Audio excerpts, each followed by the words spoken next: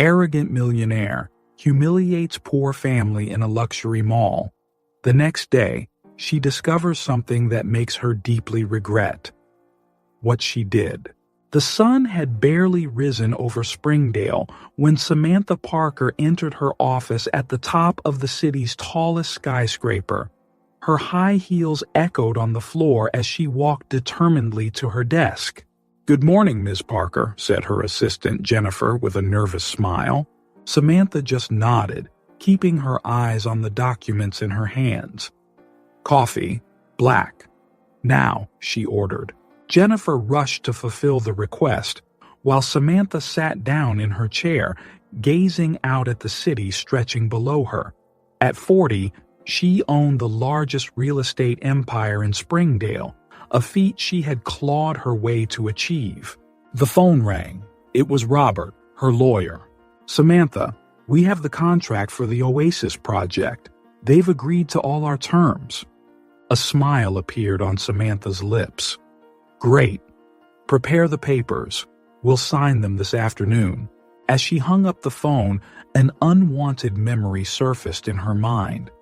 Samantha, 8 years old, sitting on the floor of a tiny apartment, listening to her mother cry because she didn't have the rent money. The smell of mold and the feeling of hunger were so vivid that for a moment she could almost feel them again. Samantha shook her head, pushing the memory away. Those days were long gone. She had sworn she'd never be poor again, and she had kept that promise. Jennifer returned with the coffee. "Ms. Parker, the meeting with the team is scheduled for 10 a.m. Would you like me to prepare something?" "No," Samantha replied curtly. "I'll handle it myself." The team meeting was always a tense event. Samantha paced the conference room, her cold eyes scanning each face. "Thompson, your sales are below target. Explain yourself," she demanded. The man stammered, "Well, Ms. Parker, the market's been a bit slow and—" "Slow?" Samantha interrupted. "The market isn't slow, Thompson. You are. You have 1 week to double your sales, or you're out." The silence that followed was palpable. No one dared to look at Thompson, who seemed on the verge of passing out. "Anyone else have excuses for mediocre performance?" Samantha asked, glancing around the table. No one answered. "Good. Get back to work. I expect results." As the employees hurried out, Samantha noticed the fearful and resentful looks. It didn't matter. Fear was a powerful tool, and she wielded it expertly. The rest of the day was a blur of meetings, phone calls, and contracts. When she finally got home to her luxurious penthouse, Samantha poured herself a glass of expensive whiskey and walked out to the balcony. The city sparkled below her, a sea of lights and possibilities. All of it was hers. She had earned it. So why did she feel this emptiness in her chest? Samantha looked around the silent, pristine apartment. There were no photos on the walls, no sign of life beyond the expensive furniture and valuable artwork. It was exactly how she wanted it. No attachments, no distractions. But that night, as she prepared for bed, Samantha couldn't help but notice the deafening silence around her. For a brief moment, she allowed herself to feel a pang of loneliness. "Don't be ridiculous," she muttered to herself, pushing the feeling away. She had everything she'd ever wanted. What more could she possibly need? With that question lingering in her mind, Samantha turned off the lights and lay down, alone in her kingdom of success and solitude. The following Saturday, Samantha decided to visit the Oasis Mall, the most luxurious shopping center in Springdale. She didn't need anything in particular, but she enjoyed staying up to date with the latest fashion and design trends. Dressed in a designer outfit and high heels, Samantha walked through the mall as if it were her own property. In a way, it was. Her latest real estate project had financed much of the recent expansion of the Oasis Mall. As she passed by a children's clothing store, something caught her attention. A family was standing in front of the display window, gazing in admiration at the dresses on display. They weren't the kind of family that typically frequented the Oasis Mall. The father, a tired-looking man, wore a simple shirt and worn-out jeans. The mother, in a very plain outfit, held the hand of an older girl who appeared to be around 12. But it was the younger child that caught Samantha's eye. The little girl, who couldn't have been more than 8, had her nose practically pressed against the glass of the display window. Her eyes sparkled as she stared at a shiny pink princess dress. Samantha felt a stab of irritation. What was this family doing here? Clearly they couldn't afford anything in that store. Determined to express her opinion, Samantha approached the group. "Admiring something you can't have?" she asked, her voice dripping with disdain. The family turned, surprised by the interruption. The father was the first to speak. "Sorry, ma'am, we're not bothering anyone." Samantha laughed, a cold, humorless sound. "Not directly, maybe. But people like you shouldn't be here. This isn't a place for those who can't afford to spend." The mother pulled the children closer, her eyes filling with tears of humiliation. "We just wanted to show the girls." "Show them what?" Samantha interrupted. "Things they'll never have? What kind of parents are you?" The older girl looked at Samantha with a mix of fear and anger. "Why are you being so mean?" Samantha turned to the girl, her eyes cold. "I'm not being mean, sweetie. I'm being realistic. Your family clearly doesn't belong here. Look at your clothes, look at your dad. Do you really think you can buy anything here?" The father stepped forward, placing himself between Samantha and his family. "Ma'am, please, we're just walking around. There's no need for this." But Samantha wasn't willing to stop. She continued, her voice growing louder, drawing the attention of other shoppers. "Walking around? This isn't a public park. It's a luxury establishment. People like you should stick to neighborhood malls where you belong." The scene was causing a commotion. Other people had stopped to watch, some with shocked expressions, others with obvious disapproval directed at Samantha. The Johnson family, embarrassed and hurt, began to walk away. The mother whispered to her husband, "Mark, let's go, please." Mark nodded, guiding his family away from the store, away from Samantha and the curious gazes of the other customers. Samantha watched them walk away, a satisfied smile on her face. She turned to resume her shopping, but something made her look back one last time. The younger girl had stopped and was looking over her shoulder, her eyes still fixed on the princess dress in the window. There was something in her gaze, a mix of longing and sadness that made Samantha pause for a moment, but she quickly brushed the feeling aside. "Ridiculous," she muttered to herself, turning and walking in the opposite direction. As Samantha continued her stroll through the mall, she couldn't shake a nagging feeling in the back of her mind. The image of that little girl staring at the dress stayed with her, no matter how much she tried to ignore it. Still, she refused to give that feeling any attention. After all, she was right. People like that family didn't belong in a place like the Oasis Mall. It was better they learned that lesson early. With that thought, Samantha entered her favorite store, determined to forget the incident and enjoy the rest of her shopping day. The following Monday, Samantha returned to Oasis Mall for a meeting with the owners of the place. She walked through the main hallway, absorbed in her thoughts about business strategies, when a voice interrupted her. "Excuse me, ma'am." It was a young saleswoman. Her name tag identified her as Jessica. "Can I talk to you for a moment?" Samantha sighed, annoyed by the interruption. "Make it quick." Jessica hesitated, then spoke quickly. "It's about the family you met on Saturday. I saw what happened." "So what?" Samantha responded, impatient. "The younger girl, Emma, she has leukemia. It's terminal." The words hit Samantha like a punch to the gut. She was momentarily speechless. Jessica continued, her voice trembling. Her wish was to visit the mall. She really wanted that princess dress. But the family doesn't even have money for treatment, let alone for— Enough, Samantha interrupted harshly. That's none of my business. But as she walked away, Jessica's words echoed in her mind. Leukemia. Terminal. A dying child. Samantha entered the nearest restroom, locking herself in a stall. Her heart was racing. Suddenly, a flood of memories overwhelmed her.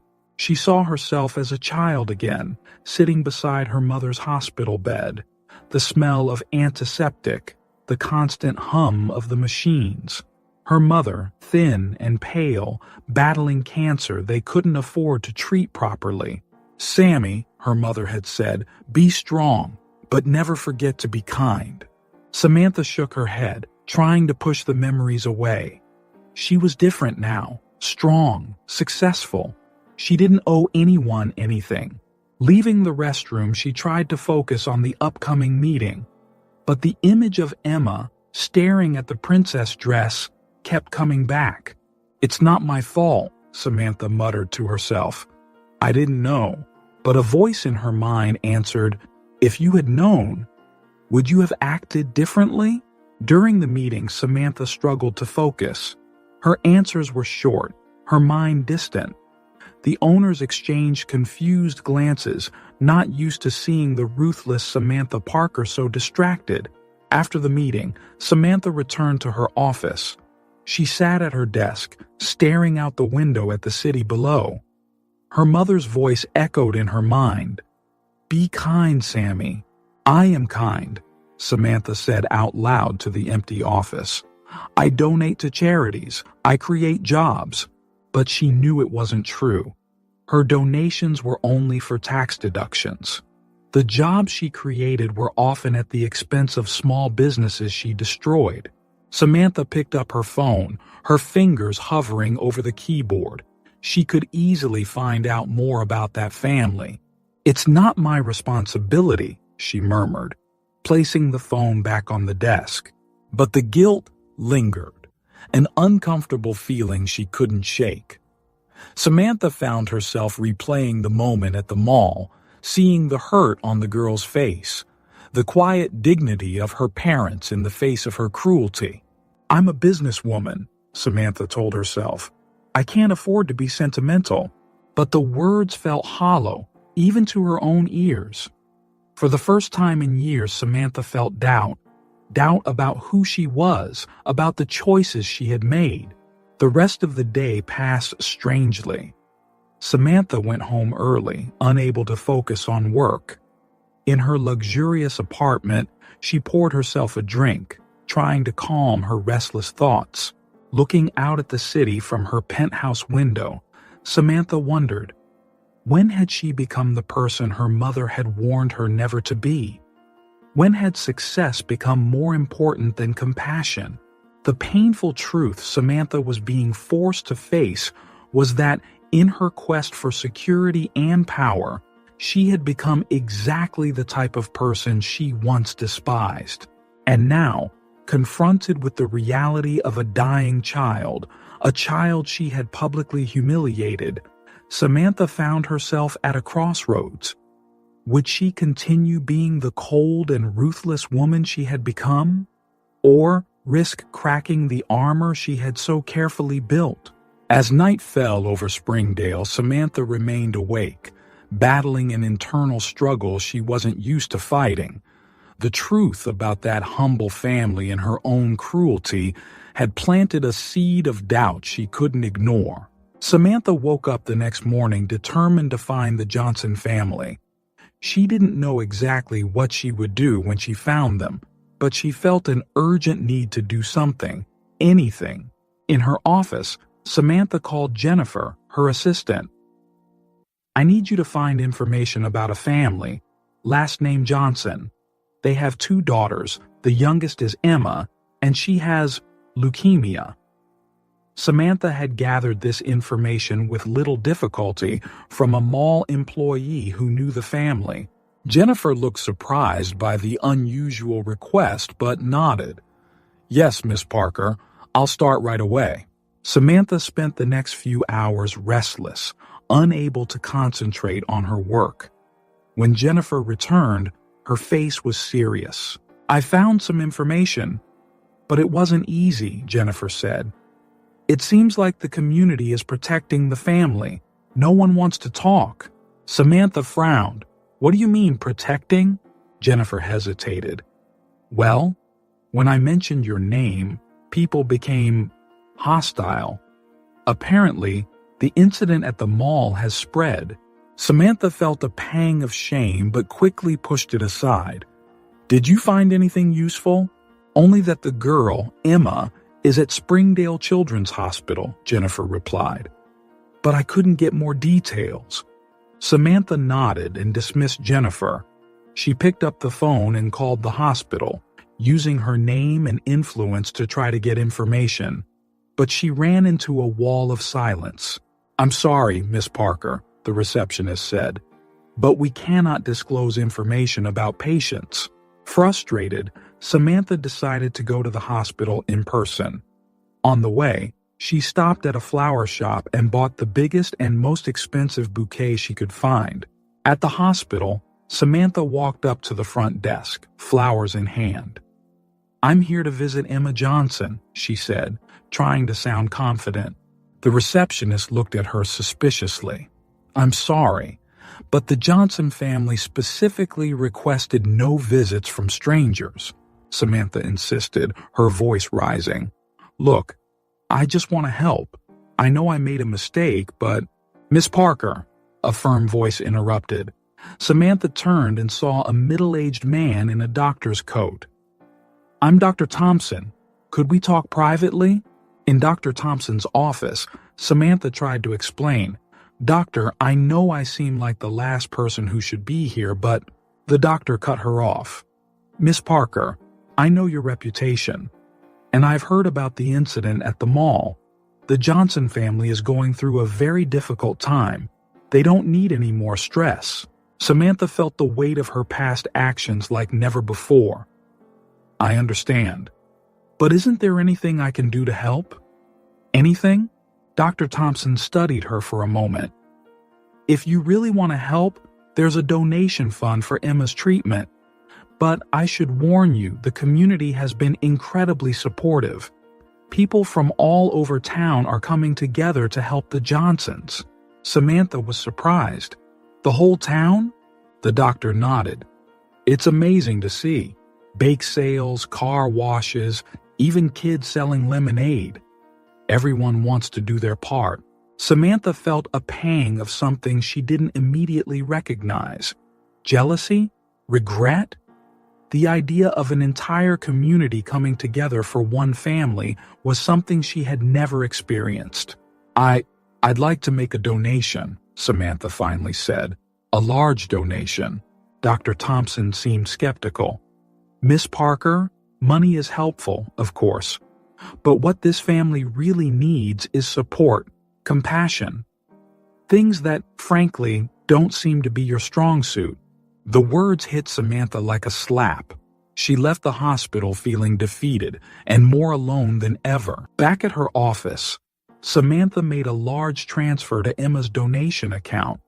But the gesture didn't bring the relief she had hoped for. Looking out the window at the city below, Samantha realized that, for the first time in her adult life, her money and influence weren't enough. She had built walls so high around herself that now she couldn't reach the people she genuinely wanted to help. That family was so poor, yet they had so many people helping and cheering for them. And she, so rich and powerful, was alone and hated.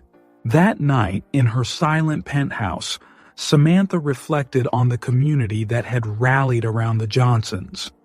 Ordinary people, many probably struggling with their own difficulties, still found the strength to help others. Samantha realized that her search for redemption would be harder than she had imagined. It wasn't just about making a donation or a grand gesture. It was about fundamentally changing who she was and how she connected with the world. As the night wore on, Samantha wondered if she would be able to make that change. And more importantly, if it wasn't too late to even try. Determined to do more than just make an anonymous donation, Samantha decided to try to make direct contact with the Johnsons. She found out that Mark, Emma's father, worked as a mechanic at a local shop.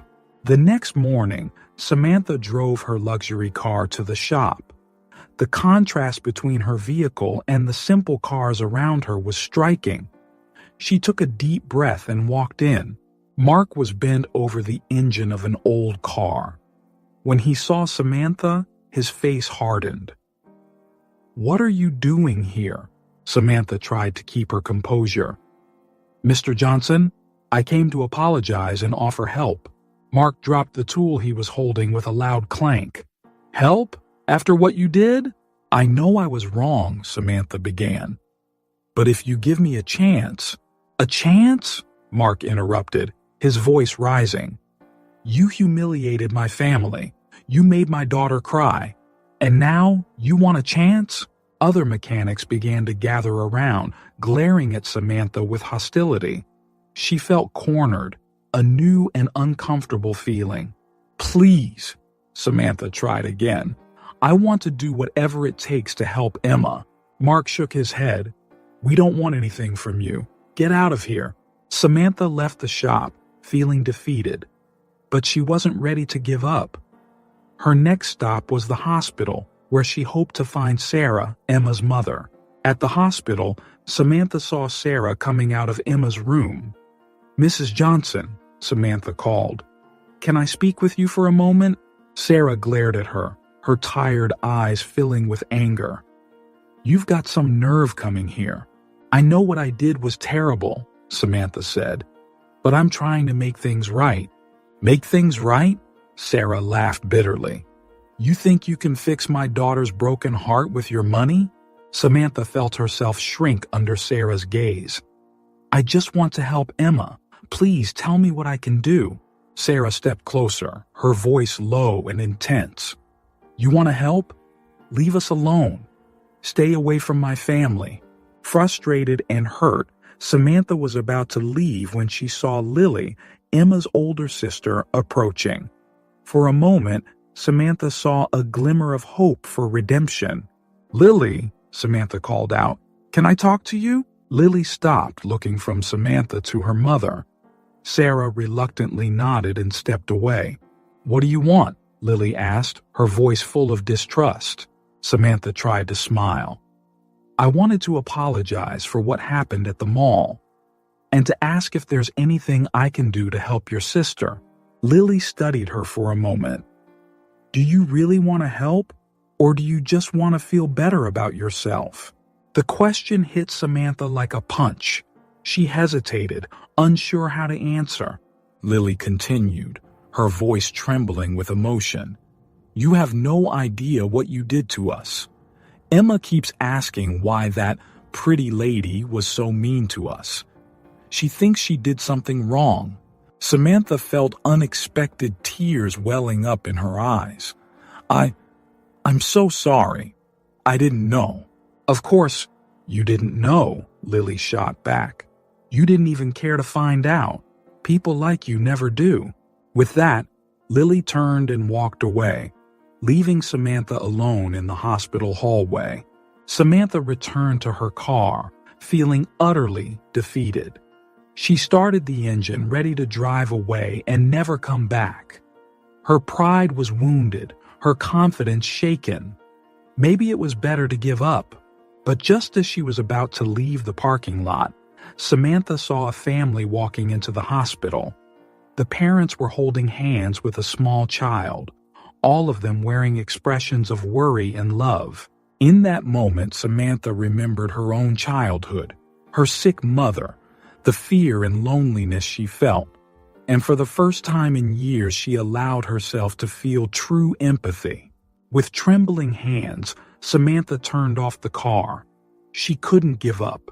Not now. No matter how hard it was, she would find a way to help Emma and her family. Samantha picked up her phone and called Jennifer. "I need you to make a list of all the charities and support groups for children with cancer in Springdale," she said, "and set up a meeting with my lawyer. We've got work to do." While Samantha focused her efforts on helping the Johnson family, her empire began to crumble around her. It all started with a series of investigative articles published in the local newspaper of Springdale. The first article detailed Samantha's past, her poor childhood, and meteoric rise in the business world. Initially, it seemed like a typical success story, but then the tone shifted.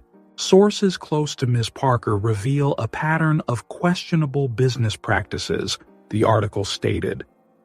From contract manipulation to the intimidation of smaller competitors, Samantha read the article with growing horror. Many of the accusations were true, but seeing them printed in black and white was shocking. Her phone wouldn't stop ringing. Investors, business partners, all wanting explanations. Samantha tried to calm things down, but she felt like she was losing control of the situation. The next morning, another article was published. This one focused on a development project Samantha had completed the previous year. The article claimed that she had bribed public officials to approve the project, bypassing environmental regulations. The effects were immediate. The stock market opened, and Samantha's company's shares plummeted. Investors started pulling their support, fearing association with the scandal. Samantha called an emergency meeting with her legal team. "We need to stop this," she said, her voice tense. "Issue a statement denying all accusations." But it was too late. The story had taken on a life of its own. More people started coming forward with allegations against Samantha. A former employee spoke of workplace harassment. A small business owner shared how Samantha had ruined his business through predatory tactics. Each new story added another crack to Samantha's carefully constructed facade. Amid the chaos, Samantha received an unexpected call. It was David, her former partner from the early days of her career. "Samantha," David's voice sounded weary over the phone. "I think we need to talk." They met at a quiet cafe on the outskirts of town. David looked older than Samantha remembered, with deep wrinkles around his eyes. "Why are you doing this, David?" Samantha asked, her voice a mixture of anger and desperation. "Why now?" David looked at her with a sympathetic expression. "I didn't start this, Samantha. But when the reporters came to me, I realized it was time for the truth to come out." "What truth?" Samantha shot back. "We built that company together." "Yes, we did," David agreed. "Until you betrayed me and pushed me out." "I did what I had to do to survive," Samantha said. But the words felt hollow even to her. David shook his head. "No, Samantha. You did what you wanted to do to win. There's a difference." As David spoke, Samantha found herself reliving every decision she had made over the years. Every ethical shortcut, every person she had stepped on to reach the top. Back at her office, Samantha faced more bad news. Several major contracts had been canceled. The board of directors was demanding her resignation. Sitting in her leather chair, looking out over the city she once thought she owned, Samantha felt more alone than ever. All her success, all her wealth, suddenly felt empty and meaningless. Her phone rang. It was Jennifer. "Ms. Parker, what should I tell the press? They're demanding a comment." Samantha was silent for a long moment. Finally, she said, "Tell them I'll make a statement tomorrow. And Jennifer, thank you for everything." Hanging up the phone, Samantha looked out the window one more time. The sun was setting, casting long shadows over the skyscrapers. She thought of Emma, fighting cancer in the hospital. She thought of all the people she had hurt over the years in her relentless pursuit of success. For the first time, Samantha allowed herself to feel the full weight of her actions. And with that weight came a realization. Her empire might be crumbling, but perhaps, just maybe, this was the beginning of something new, something better. With that thought in mind, Samantha began to plan her next move, not to save her empire, but to try and fix at least some of the damage she had caused along the way. In the weeks following the downfall of her empire, Samantha spent most of her time at the hospital, quietly observing the Johnson family. She hadn't managed to get close to them yet, but she felt the need to be there, even from a distance. One day, while sitting on a bench in the hallway, Samantha saw Mark and Sarah Johnson enter Emma's room. Through the slightly open door, she watched them gather around the girl's bed. Mark took Emma's hand, while Sarah gently stroked her daughter's thinning hair. Then, to Samantha's surprise, they bowed their heads and began to pray. Samantha couldn't hear the exact words, but she could see the intensity on their faces, the faith clear in every gesture. It was something so foreign to her own experience that she was mesmerized. Suddenly, the machines in Emma's room began beeping frantically. Doctors and nurses rushed in, pushing Mark and Sarah aside. "What's happening?" Sarah shouted, her voice filled with panic. A doctor quickly responded as he shut the door. "Emma is having a reaction to the new treatment. We're doing everything we can." Samantha watched in horror as Mark held Sarah, both of them crying openly in the hallway. The scene hit her harder than she had expected. Without thinking, she stood up and approached the couple. Is there anything I can do?" Samantha asked hesitantly. Mark and Sarah looked at her, surprised by her presence. For a moment, Samantha feared they would reject her again. But then Sarah spoke, her voice trembling. "Pray. If you believe in anything, pray for our Emma." Samantha froze. She didn't know how to pray. She had never been a religious or spiritual person, but seeing the desperation in Sarah's eyes, she knew she had to try. Not knowing where to go, Samantha found herself walking toward the hospital chapel. It was a small, simple place with a few rows of benches and a cross on the front wall. Sitting on one of the benches, Samantha felt completely lost. What was she supposed to do? How should she start? She looked down at her hands and noticed they were trembling. I don't know how to do this," Samantha whispered into the empty space. "I don't even know if anyone's listening. But if you are, please help Emma." The words came out hesitantly at first, but soon Samantha found herself saying more. "She doesn't deserve this. She's just a child. If anyone deserves to suffer, it's me. I've done terrible things. I've hurt people. But Emma, she's innocent." Tears began to roll down Samantha's face, catching her by surprise. She couldn't remember the last time she had cried. "Please," she begged, her voice breaking with sobs. "Give Emma a chance. Let her live. I'll do anything. I'll change. Just don't let her die." Samantha didn't know how long she stayed in the chapel, crying and pleading.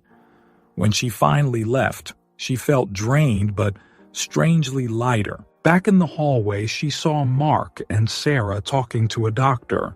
Their faces, once tense with worry, now showed relief. "She's stabilized," Samantha heard the doctor say. "We can't explain it, but she's responding well now. A miracle." Samantha stood there stunned.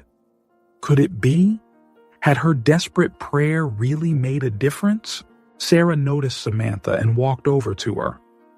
"Emma's condition has improved," she said, a small smile on her tired face. "Thank you for being here." Samantha just nodded, unable to find the words. She watched as Mark and Sarah returned to Emma's room, leaving her alone with her swirling thoughts. For the first time in her life, Samantha found herself considering the possibility of something bigger than herself. The idea of faith, of a power beyond her understanding, was both terrifying and comforting. As she walked out of the hospital that night, Samantha felt changed. She didn't fully understand what had happened in the chapel or if her prayer had truly made a difference. But she knew that something inside her had shifted. In the days following Emma's crisis, Samantha continued visiting the hospital regularly. Although Mark and Sarah still kept their distance, they no longer pushed her away. It was during one of these visits that Samantha noticed Lily, sitting alone in the waiting room, struggling with some books. Hesitant, Samantha approached. "Hi, Lily. Is everything okay?" Lily looked up, surprised. "Oh, hi. I'm just trying to do my homework. It's hard to focus here." Samantha saw an opportunity. "Can I help?" "What subject is it?" "Math," Lily replied with a grimace. "I hate fractions." "Well, as it happens, I was really good at math in school," Samantha said, sitting down next to Lily. "Want me to explain?" To her surprise, Lily agreed. Over the next few hours, Samantha helped Lily with her assignments, patiently explaining the concepts the girl found difficult. As they worked, Lily began to open up. "You know, you're not as bad as I thought," she said, surprising Samantha. Thank you, Lily," Samantha replied, feeling a wave of emotion she hadn't expected. "I'm trying to be better." Lily was silent for a moment, then spoke softly. "Emma asks about you sometimes. She wants to know why the pretty lady is always around but never comes in to say hi."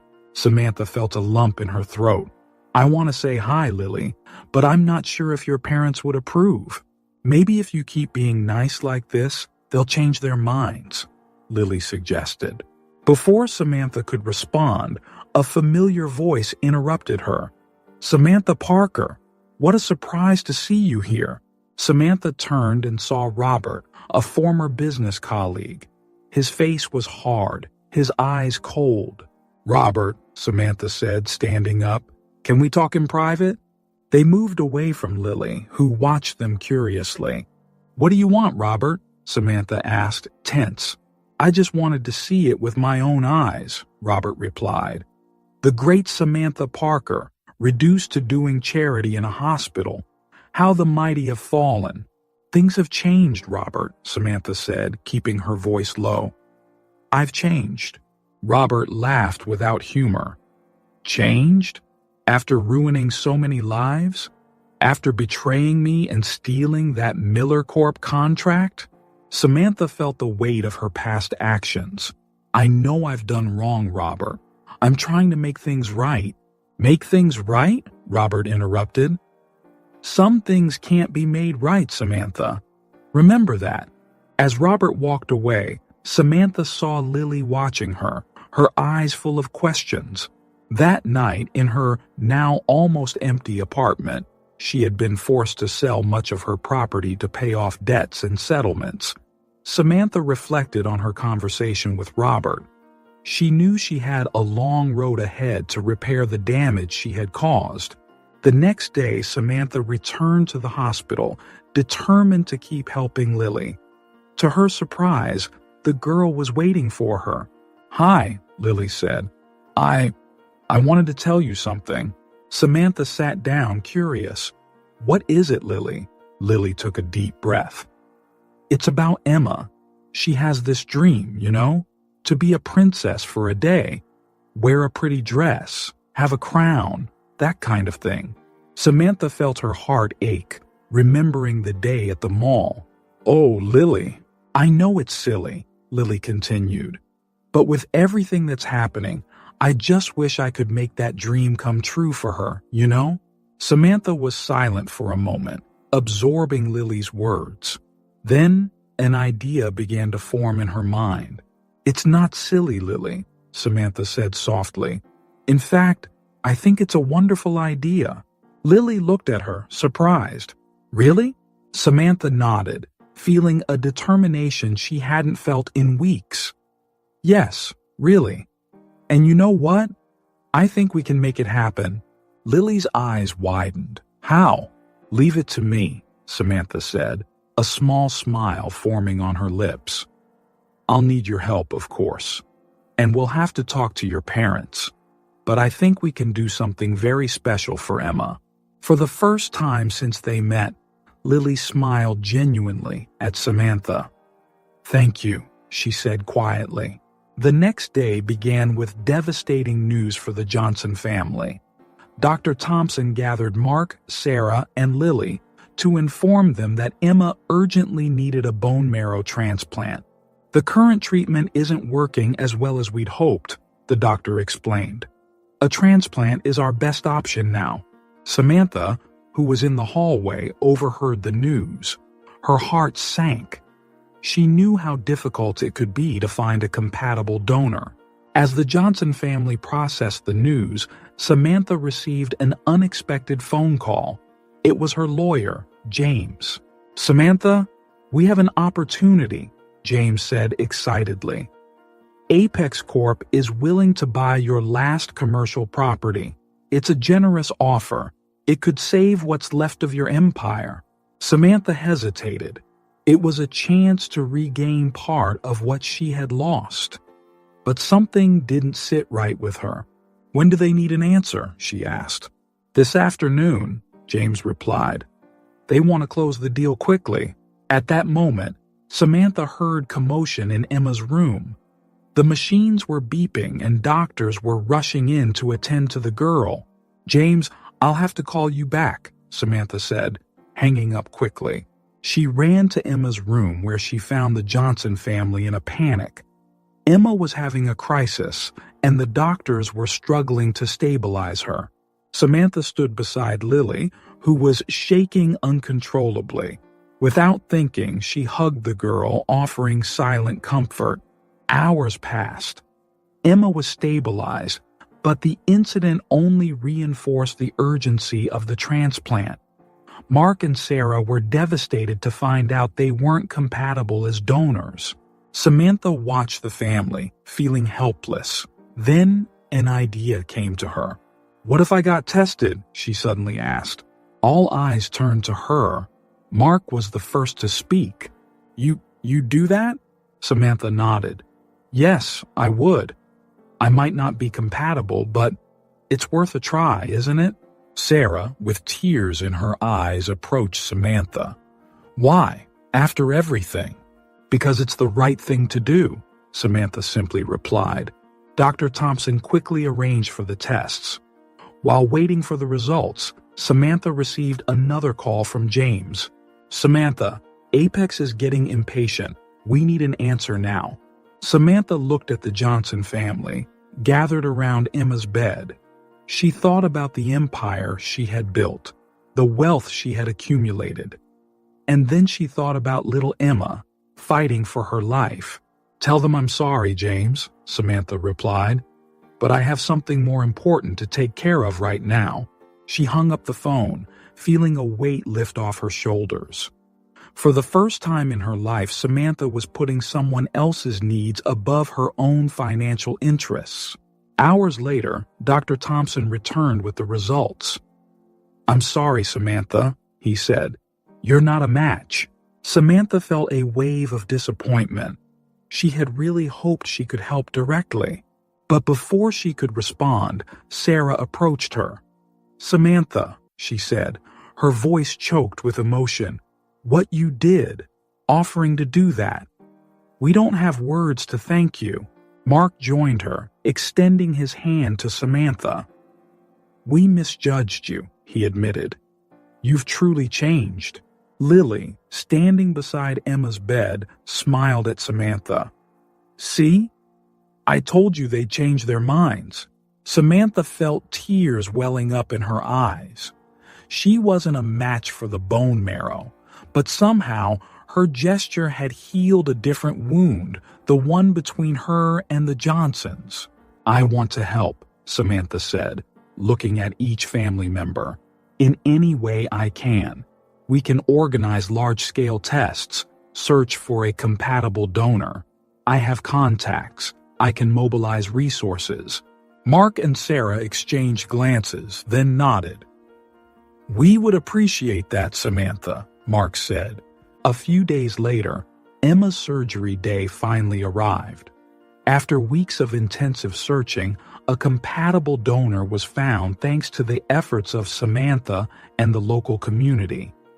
The atmosphere at the hospital was tense as Emma was prepared for the transplant. "How is she?" Samantha asked softly. "Scared but strong," Sarah replied. "She asked for you." Samantha felt a lump in her throat. "Can I see her before the surgery?" Mark nodded, guiding Samantha to Emma's room. The girl looked so small in the hospital bed, but her eyes lit up when she saw Samantha. "You came," Emma smiled weakly. "Of course I did," Samantha replied, holding Emma's hand. "You're going to do great, sweetheart. Be strong." Soon after, the nurses came to take Emma for surgery. The Johnson family and Samantha watched, hearts heavy, as the little girl was wheeled away. The following hours were agonizing. Samantha tried to comfort the family, but she herself felt on the verge of panic. In a moment of quiet, her phone buzzed. It was a message from her lawyer. "I'm sorry, Samantha. The bankruptcy has been declared. We've lost everything." Samantha stared at the screen, feeling a strange calm. Her empire had completely collapsed, but at that moment it seemed insignificant compared to Emma's fight. Suddenly, Dr. Thompson appeared in the hallway, his face serious. "We have a complication," he announced. "Emma's body is rejecting the transplant. We're doing everything we can, but the situation is critical." The world seemed to crumble. Sarah collapsed in tears into Mark's arms, while Lily sobbed quietly. A wave of despair threatened to swallow Samantha. Then, something unexpected happened. Samantha found herself stepping forward, her voice surprisingly steady. "Let's pray," she said. I don't really know how to do this," Samantha admitted. "But Emma needs all the help we can give her. So, let's try together?" Mark reached out. Sarah and Lily joined in, forming a circle with Samantha. With a trembling voice, Samantha began, "God, or whoever is listening, please help Emma. She's so young, so full of life. Don't take her yet. Give us the strength to face this, whatever the outcome may be." The words flowed, surprising even Samantha herself. She spoke of hope, love, and second chances. When she finished, tears were in her eyes and in the eyes of the Johnsons. The hours dragged on.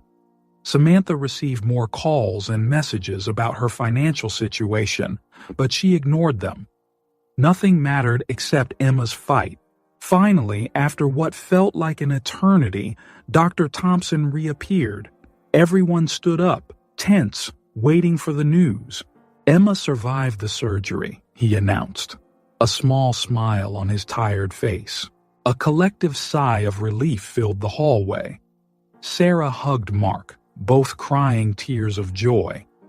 Lily jumped up, laughing and crying at the same time. Samantha felt her legs weaken, and she leaned against the wall, silent tears streaming down her face. Dr. Thompson continued, "I won't lie. The road ahead is still uncertain. Recovery will be long and difficult. But Emma showed incredible strength today. She's a true fighter." Samantha looked at the Johnsons, seeing hope in their faces for the first time in weeks. At that moment, she truly understood what it meant to have faith. "Can we see her?" Sarah asked. "Soon," Dr. Thompson replied. "She's in recovery now. As soon as she's transferred to her room, you'll be able to go in." As they waited, Samantha stepped aside, needing a moment to process everything. Her phone buzzed again, another update about her financial ruin. But looking at the Johnson family huddled together, crying tears of relief, Samantha realized she had gained something far more valuable than any material wealth. She had found an inner strength she didn't know she possessed, an ability to connect with others on a deeper level. And perhaps, most surprisingly, she had discovered a faith not necessarily in a specific God, but in human kindness, in the resilience of the spirit. In the weeks following Emma's surgery, a cautious sense of hope lingered over the hospital. The little girl was showing slow but steady signs of recovery. Her body was accepting the transplant, and each day she seemed just a little bit stronger. Samantha remained a constant presence, splitting her time between the hospital and trying to reorganize her own life. With her financial empire in ruins, she was forced to make drastic changes. One sunny morning, Samantha entered her luxurious penthouse for the last time. She looked around at the expensive furniture and priceless artwork that once meant so much to her. Now, everything felt empty and meaningless. "Everything is ready, Ms. Parker," the real estate agent said. "The new owners will be moving in tomorrow." Samantha nodded, picking up a small suitcase with her personal belongings. "Thank you. You can finalize the sale." She left the building and got into a taxi, heading to her new home, a modest apartment in a middle-class neighborhood. It was quite a change, but Samantha was surprised to realize that she didn't miss the luxury at all. At the hospital, Emma was having an especially good day. When Samantha arrived, she found the girl sitting up in bed, coloring a picture. "Look, Samantha!" Emma exclaimed, holding up her drawing. "It's you, me, and my family at the park." Samantha smiled, feeling a wave of emotion. "It's beautiful, Emma, and when you get better, we'll take that trip for real, okay?" That afternoon, while Samantha was having coffee in the hospital's cafeteria, she was approached by a familiar figure, Michael Roth, one of her former business partners. "Samantha," Michael greeted her, sitting down across from her. "I heard about your current situation." Samantha straightened up, feeling defensive. "What do you want, Michael?" "To offer you an opportunity," he said with a smile. "I'm starting a new venture. With your experience and contacts, we could do something really big. What do you say? A chance to get back to the top?" For a moment, Samantha hesitated. The offer was tempting. Returning to the world she knew so well, reclaiming the power and prestige she had lost. But then she thought of Emma, the Johnsons, and everything she had learned over the past few weeks. "Thank you, Michael," Samantha finally said, "but I'll have to pass. I have other plans now." Michael seemed surprised. "Are you sure? This might be your only chance to." "I'm sure," Samantha interrupted with a serene smile. "Good luck with your venture." As Michael walked away, Samantha felt a sense of peace she had never experienced before. She knew she had made the right choice. That evening, in her new, simple apartment, Samantha began working on an idea that had been growing in her mind for days. She opened her laptop and started outlining plans for a foundation, an organization dedicated to helping children with serious illnesses and their families. As she worked, Samantha reflected on how much her life had changed. Just a few months ago, she was at the top of the business world, obsessed with power and wealth. Now, here she was, living in a modest apartment, planning a non-profit organization. The most surprising thing was that she felt happier and more fulfilled than she ever had before. The next day, Samantha shared her plans with the Johnsons. "I'd like to create this foundation in Emma's name," she explained, "to help other families going through what you've been through." Sarah hugged Samantha, tears in her eyes. "This is wonderful, Samantha. Emma will be so happy when she finds out." Mark shook Samantha's hand firmly. "You've really changed our lives, you know, not just by helping Emma, but by showing us that people can change, that they can be better. Lily, who had been quietly listening, suddenly spoke up. You know what this means, don't you? You've really become a princess, Samantha. Samantha looked at the girl, puzzled. What do you mean, Lily? Well, in stories, princesses always help people, right? They're kind and they do good things. That's what you're doing now. Lily's words struck Samantha deeply. She had never thought of it that way, but the girl was right. She had found a new kind of nobility, not through wealth or status, but through compassion and service. In the weeks that followed, Samantha worked tirelessly to establish the foundation.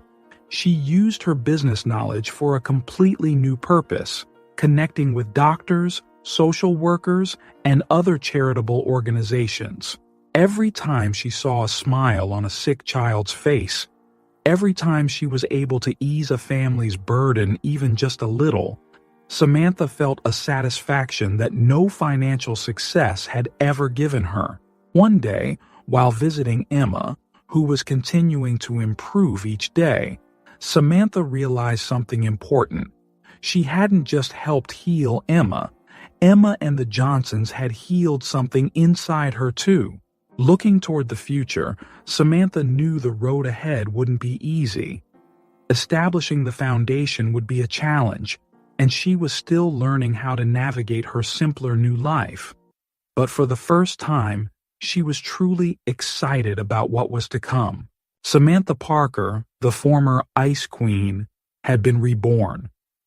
And this new chapter of her life promised to be the most